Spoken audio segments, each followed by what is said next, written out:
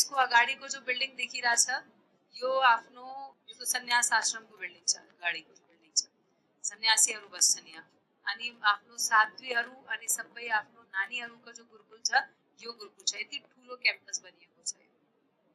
नेपालमा पनि मन लागिरहेछ कि होस्, पतञ्जलि ट्राई गर्दैछ, त्यसमा पनि पुरुषार्थ चलिरहेछ, त्यो पनि हुन्छ। अलि समय लाग्छ तर हुन्छ। तपाईं प्रे गर्नु होला नि, भगवानसँग प्रार्थना गर्नु होला कि यो छिटो होस्, किनकि नेपालमा कार्य गर्नमा धेरै समस्या आउँछन्।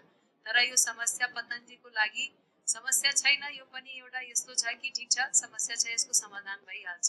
तर पनि पतञ्जलिको निष्ठा भावमा, श्रद्धा भावमा, समर्पण भावमा केही कमी आएको छैन। तपाईहरु पनि प्रार्थना गर्नु होला कि हाम्रो नेपालमा पनि छिटो गुरुकुल बनोस्, छिटो आफ्नो पतञ्जलि वेलनेस बनोस्। यस्तो खालको प्रार्थनाका साथै पुरुषार्थ पनि त्यस्तै खालको गर्नु होला है। तो यो छ आफ्नो नानीहरुका लागि जो गुरुकुल छ त्यो गुरुकुलको भिडियो छ।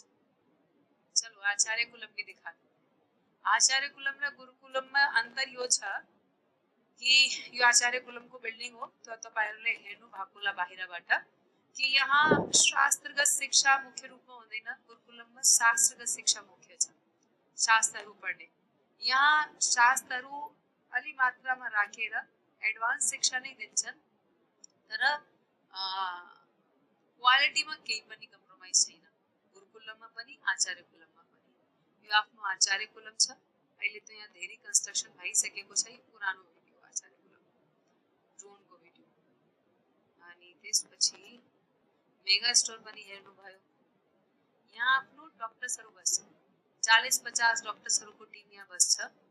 अनि यहाँ आफ्नो आयुर्वेदको अनुसारले ट्रिटमेन्टको लागि आवासीय व्यवस्था यहाँ पनि छ। अनि यो 40-50 डक्टर यहाँ बसेर दिउँसोमा धेरै पेशेन्ट्सहरू हेर्छन्। स्वास्थ्य साधकहरूको संख्या यहाँ कहिले कहीँ तो 2000 को आसपासमा डेलीको फुटफल हुन्छ। 2000 सबैभन्दा पहिले आफ्नो फेज 1 बनेको थियो 2006 मा। त्यसपछि पतञ्जलि वेलनेस फेज 2 बनेको थियो। देवप्रयागमा पनि आफ्नो एउटा नानीहरूको गुरुकुल छ, एकदमै गंगा नदीको छेउमा अनि एकदम पहाडतिर। यो गुरुकुल पनि हेर्नुस्। यहाँ पनि 5वीं 6वीं क्लासदेखि नानीहरूलाई राखेर आवासीय गुरुकुल हो। चलो एउटा अर्को कुरा, पीआरआई को भित्र आफ्नो नर्सरी पनि छ, यो पनि देखाइदिन्छु। गुफाहरू बनाउनु भएको छ परमश्रद्धेय आचार्य श्री महाराजले। तो आफ्नो जो आयुर्वेदिक ज्ञान परम्परा छ, तो ज्ञान परम्पराको सन्दर्भमा उहाँले यहाँ प्रदर्शनी यो गुफाको भित्र देखाउनु भएको छ, मुद्राहरूलाई देखाएर। अनि यो पनि आफ्नो यही पासमै नजदीकै गौशाला छ। गाय कैसी लगी आपको पतंजलि की? बहुत खुश रहती है वो, सेवा बहुत होती है उनकी। एक गौशाला के कल दर्शन कर लिए, एक मैंने आपको अभी दिखा दी। और एक गौशाला तो उसमें सिर्फ जो रोगी गाय होती है या इस तरह की होती है गाय, उनको ही रखते हैं।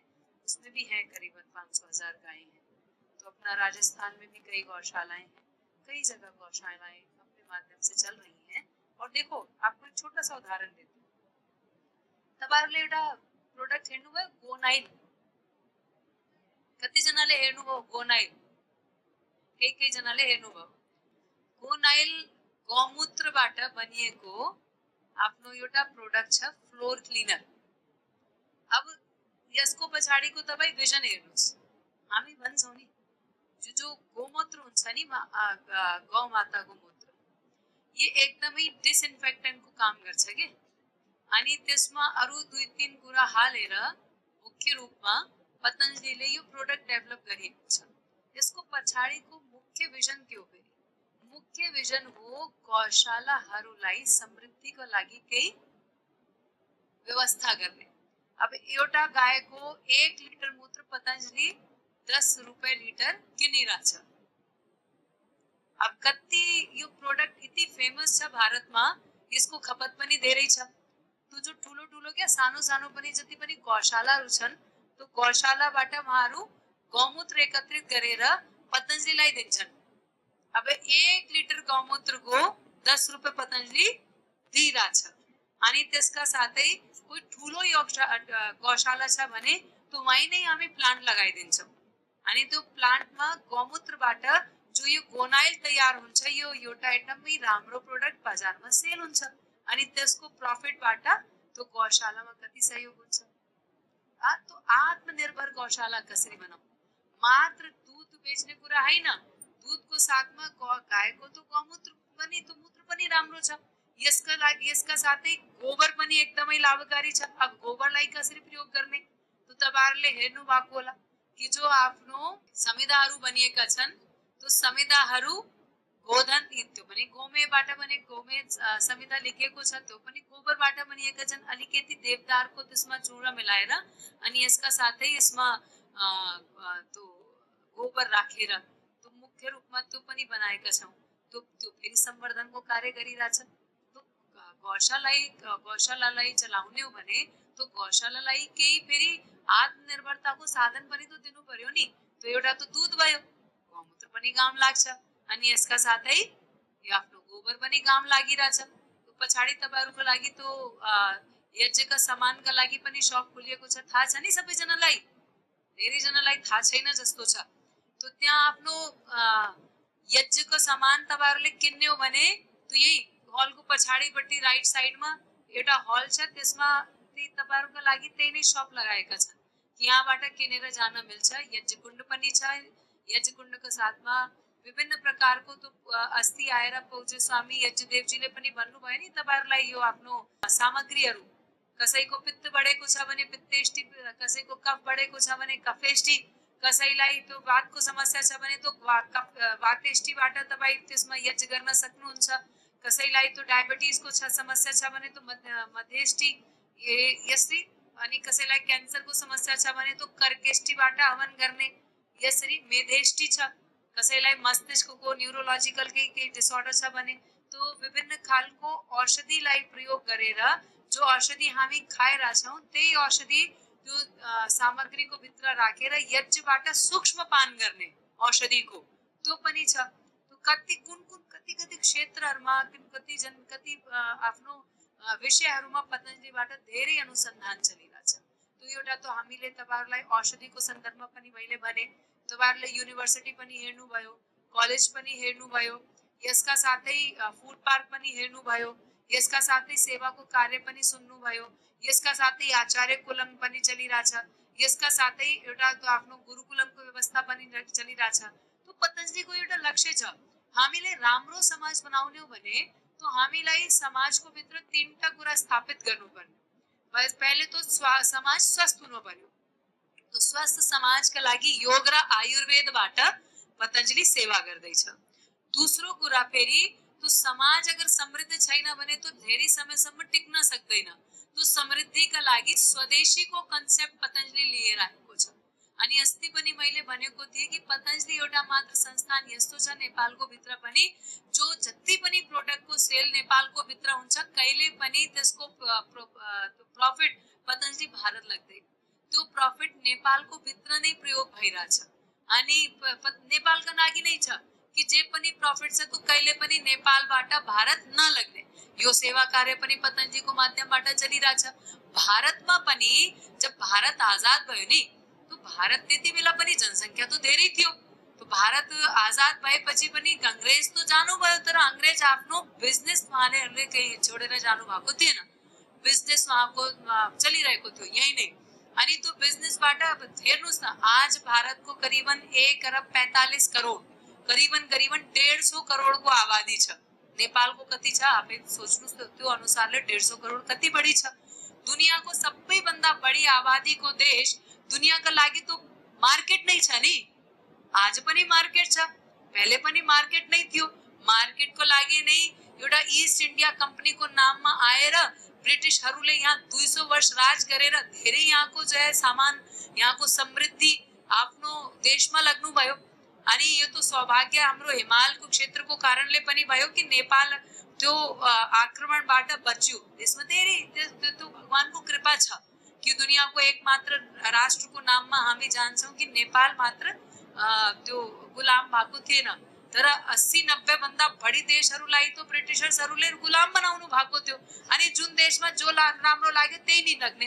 अब तपाईहरुले अहिले पनि युकेमा जानुहुन्छ भने इंग्ल्यान्डमा गएर अनि त्यहाँ फेरि उहाँहरुको म्युजियमहरु छन्, त्यो म्युजियममा हेर्नुस् गएर योग्य छ कुनै देशमा गएर ढोकाको त ह्यान्डल राम्रो लाग्यो भने कति राम्रो छ लिएर जाऊ आज तपाईहरु गएर हेर्नुस् उहाँहरुको म्युजियममा त्यही नै छ यस्तै छ लुटेर जानु भयो किनकि लुटेरै ही थे तो वो जब यहाँ से भारत से भी गए तो भी अपनी कंपनियां तो छोड़ गए आजाद भएपछि पनि भारतमा जो आर्थिक आजादी थियो तो एकदमै आजादी भारतले आर्थिक आजादी प्राप्त गरेको थिएन तर आजाद भारतको इतिहासमा अगर इन विदेशी कंपनियों को फिर शीर्षासन कराने का किसी ने काम किया तो एमबीए वालों ने नहीं किया गुरुकुल से पढ़े हुए दो छात्रों ने दो संतों ने वो कार्य किया कि विदेशियों के ये बड़ी बात थी स्वदेशी को स्थापित किया आज पतंजलि को कारणले धेरै जना भारतमा प्रेरित भएर आत्मनिर्भर भारत बनाउनको लागि कार्य गरिरहेछन्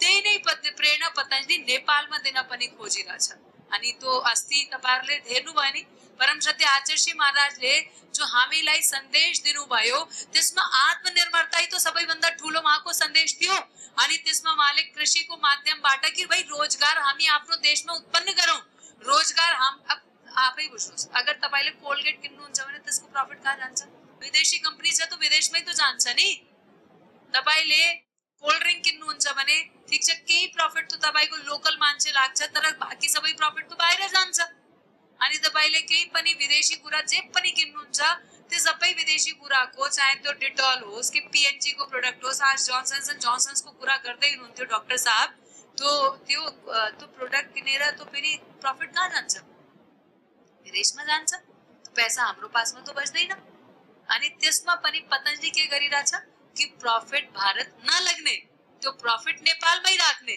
तो हामी कति गौरवशाली छौं कि हामी यस्तो खालको संस्थाको साथमा जुडिएका छौं जुन संस्थाको लागि राष्ट्र सर्वोपरि छ सेवा सर्वोपरि छ अनि यसका साथै मैले भने तीनटा कुरा कि पहिले तो राष्ट्रको भित्र स्वास्थ्य हुन पर्यो त्यसको लागि योग र आयुर्वेदको माध्यमले पतंजलि कार्य गरिरहेछ स्वदेशीको लागि पनि पतंजलि कार्य गरिरहेछ कि आफ्नो व्यापार पनि हुनु पर्यो स्वदेशीको भावना पनि हुनु पर्यो अनि तेस्रो कुरा जो सबैभन्दा इम्पोर्टेन्ट छ त्यो छ शिक्षा अब शिक्षाको सन्दर्भमा कुरा गरौं तो आज हाम्रो भारत जस्तै नेपालमा पनि शिक्षा पूर्ण रूपमा पाश्चात्य संस्कृतिबाट प्रभावित छ अब तो शिक्षा ग्रहण गरेर बच्चालाई अलिकति यो तो थाहा छ कि भाइ ठीक छ म कसरी कमाउन सक्छु तर फेरि शिक्षामा हाम्रो स्वास्थ्यको शिक्षा छैन शिक्षामा हाम्रो संस्कारको शिक्षा छैन तो राम्रो राष्ट्र कसरी तयार गर्ने जब चरित्रै राम्रो छैन राम्रो चरित्र कसरी बन्छ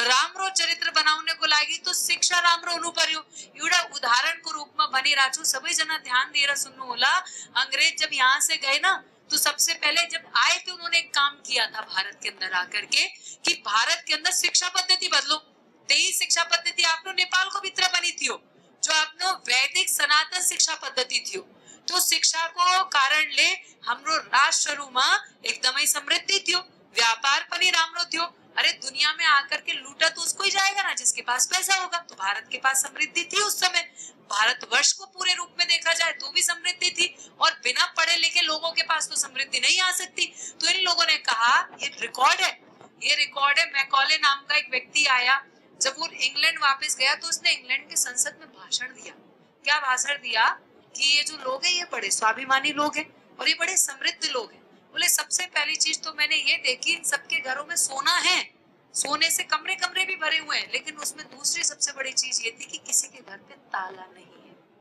इसको कहते हैं चरित्र ये हम सबका इतिहास है हम लोग पूर्वज ऐसे ही थे चाहे तो नेपाल को कुराओस चाहे तो भारत को कुराओस पूर्वज तो हमारे ऐसे ही थे स्वाभिमानी भी थे राष्ट्र भक्ति भी उनके अंदर परिपूर्ण कूट करके भरी हुई थी और इसके साथ में हमारे पूर्वज एकदम ईमानदार थे उन्हें कुछ नहीं चाहिए था वो पुरुषार्थ करके करते थे और समृद्ध भी थे हाम्रो इतिहास यो इतिहास माथि हामीले गौरव गर्नु पर्यो और फिर उससे कहा गया कि भाई ये देश को नहीं लूटा जा सकता तो उसने कहा संसद में तो लोगों ने पूछा फिर क्या किया जाए बोले एक काम करना पड़ेगा इन लोगों की अपनी खुद की शिक्षा पद्धति है इनकी शिक्षा पद्धति बदलनी पड़ेगी और ऐसी शिक्षा पद्धति बनानी पड़ेगी कि जब ये हम लोगों से पढ़े तो ये दिखने में चमड़ी से तो ये चलो भारतीय दिखे लेकिन अंदर से मन इनके विलायती वाले हो जाए बिल्कुल ऐसे कि आज हाम्रो माझमा कोही अमेरिकाबाट चकलेट लिएर आउँछ भने नि चकलेटको र्यापरमा गोबर पनि भरिदिन्छ नि, तो हामी यो बुझेर खान्छौं कि ये तो जो है अमेरिका की, अमेरिका तो गलत कर ही नहीं सकता, उसकी तो अच्छी हो गई, वो ये सोच के गोबर तक खा सकते हैं हम। यो छ दासताको मानसिकता कि त्यहाँ तो राम्रो छ नि हाम्रो बेकार छ। हामी पनि तो त्यस्तो राम्रो बनाउन सक्छौं नि कि दुनियाँले यो फेरि भन्नु पर्छ कि नेपालमा बनिएको छ भने तो राम्रो छ, यो किन्नु पर्छ। ये मानसिकता से बाहर निकलने का जो कार्य है, इसके लिए जो दर्शन दे रहा है वो परम पूज्य स्वामी जी एवं परम श्रद्धेय आचार्य श्री महाराज का संदेश है कि वो यही दर्शन देना चाहते हैं, हम लोगों को यही संदेश देना चाहते हैं कि गुलामी की मानसिकता से बाहर निकलना पड़ेगा, वरना देश का कल्याण नहीं हो सकता। तो भारत में ये चला गया मैकॉले अपना ये बोर्ड बना करके, आईसीएसई बोर्ड बनवा करके अपनी शिक्षा देनी शुरू कर दी। इस शिक्षा के माध्यम से बोलना शुरू कर दिया, बोले भारत की खोज किसने की, बोले भारत की खोज वास्को डी गामा ने की। अब भाई भारत नेपाल ऋषियों के देश हैं, जो वर्षों से, हजारों करोड़ों वर्षों से जहाँ संतों ने जन्म लिया है, जहाँ शिक्षा का प्रादुर्भाव हुआ, जिन देशों ने दुनिया को चलना बोलना हंसना बैठना फिरना सिखाया, उस देश की खोज एक समुद्री लुटेरा वास्को डी गामा करेगा। परंतु हमारे बच्चे यही पढ़ रहे थे, हमारा इतिहास हमने पढ़ना छोड़ दिया, हम पढ़ रहे हैं वो जो हमें पढ़ाना चाह रहे थे। तो इसमें भी 8 वर्ष का पुरुषार्थ लगा, पर राष्ट्रीय स्तर पर पतंजलि ने एक बोर्ड तैयार कर लिया है, जो कि मान्यता, इससे पहले देखो आईसीएसई अंग्रेज छोड़ गए थे, सीबीएसई अंग्रेजों के भक्तों ने बना दिया था, वो बना भारतीय, ये जो भारतीय गवर्नमेंट का है। लेकिन राष्ट्रीय स्तर पे तीसरा कोई बोर्ड नहीं था।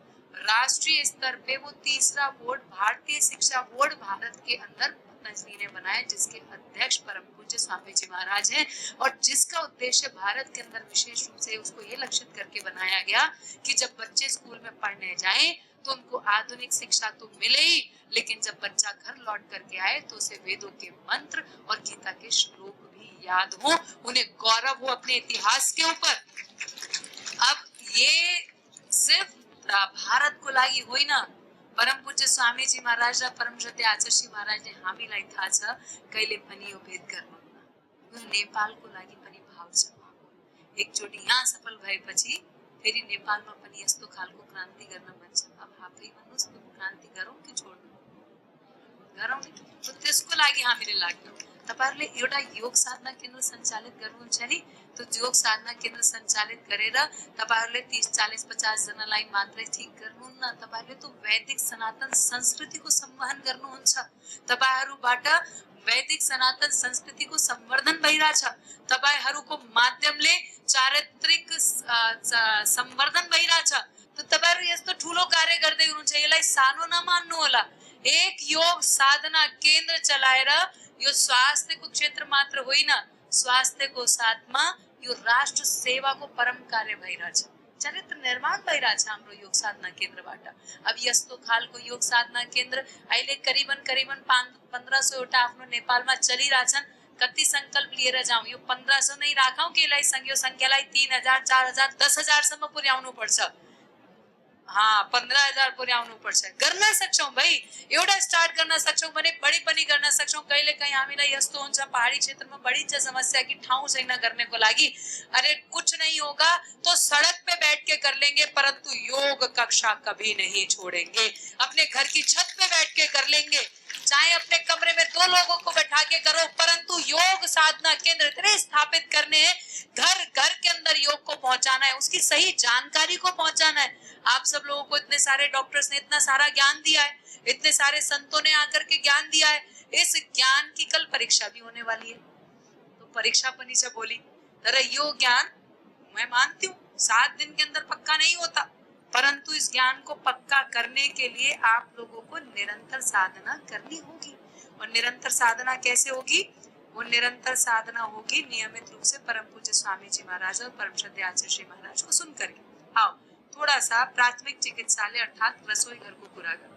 कहिले कहीं घुँडा दर्द छ, कमर दर्द छ, समाधान के गरौँ, तो त्यसको सन्दर्भमा भन्दैछु अहिले।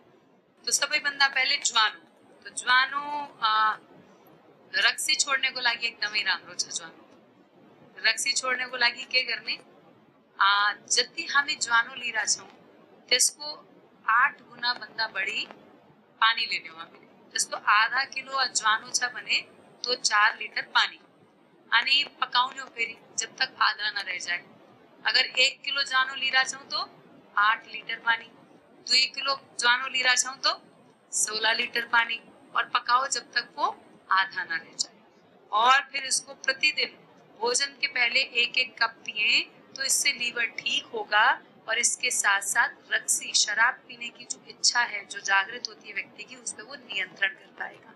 तो ये काम उनके लिए करेगा जो छोड़ना चाहते हैं। ज्वानो तपाईँले जति ज्वानो लिनुहुन्छ त्यसको 8 गुना पानी, जस्तो तपाईँले आधा किलो ज्वानो लिनुभयो भने तो 4 लिटर पानी आँचमा राख्नुहोस्, तो पकाउनुहोस्। जब 2 लिटर बन्छ त्यसपछि 1-1 कप खाना भन्दा अगाडि दिउँसोमा पनि बेलुकामा पनि यो मान्छेलाई खिलाउनुहोस् अनि खाएर बिस्तारै बिस्तारै लिभर पनि निको हुन्छ कलेजो आफ्नो अनि यसका साथै जो यो तृष्णा छ नि रक्सी खानेको त्यो पनि बिस्तारै बिस्तारै हराउँछ। ठीक छ, एउटा त यसको लागि ज्वानोको एकदमै लाभकारी छ।